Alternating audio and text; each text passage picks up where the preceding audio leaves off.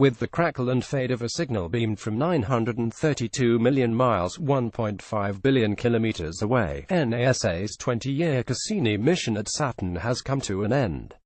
The bus-sized Cassini probe began its descent into Saturn while streaming unprecedented real-time measurements of the planet's atmosphere.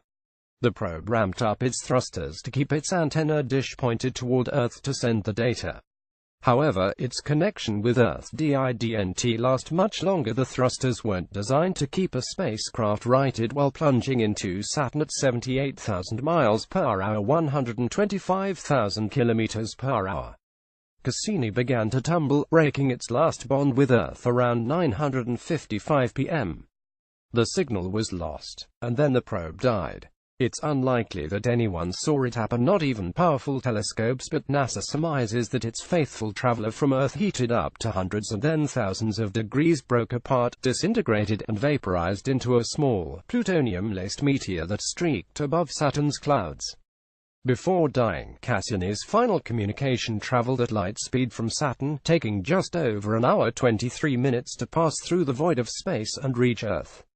Giant radio dishes in Australia picked up the signal and forwarded the data to NASA's Jet Propulsion Laboratory, the heart of the Cassini mission. Silence fell over the control room, which was full of Cassini's scientific stewards and the family members. Everyone stared at the screens. When the feed of data stopped, people clapped, then hugged, and many could be heard crying. The signal from the spacecraft is gone, and so will be the spacecraft in the next 45 seconds, said Earl Mays, an engineer at NASA's Jet Propulsion Laboratory who manages the Cassini mission, during a live broadcast by NASA TV.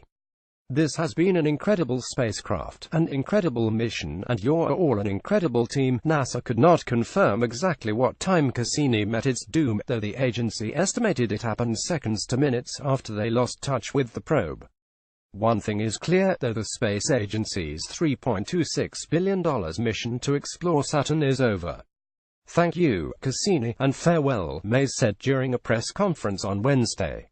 Will there be a Cassini 2.0? Cassini is now dust falling through Saturn's clouds, and NASA has no other spacecraft there to study the planet, its rings, and fleet of moons. But NASA is itching to fuel up more nuclear batteries, build a new spacecraft, and return to the planetary system. The observations by Cassini have been so remarkable for Enceladus and Titan that we announced the inclusion of those two objects in our focused science program called New Frontiers, Green said on Wednesday. Those proposals are in and currently under evaluation, and they do indeed include proposals to go back to Titan and Enceladus. Well, look through this competition and see what happens.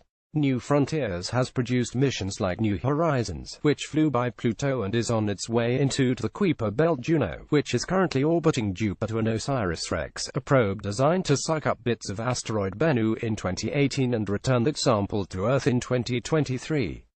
Spilker wrote and submitted one of the latest New Frontiers proposals with Morgan Cable, a fellow Cassini scientist.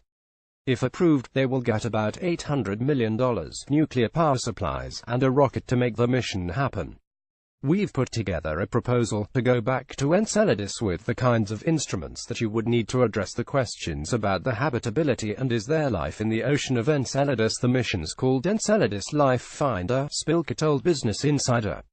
Shall find out in December whether or not the proposal made the first cut, and gets a year to more deeply study and flesh out a mission plan. There are 11 competing proposals, about half of which also propose a return to Saturn. Certainly if my mission doesn't get selected, then I will be rooting for a mission to go back to the Saturn system, Spilker said. Because as Cassini ends, part of me is saying I need to go back.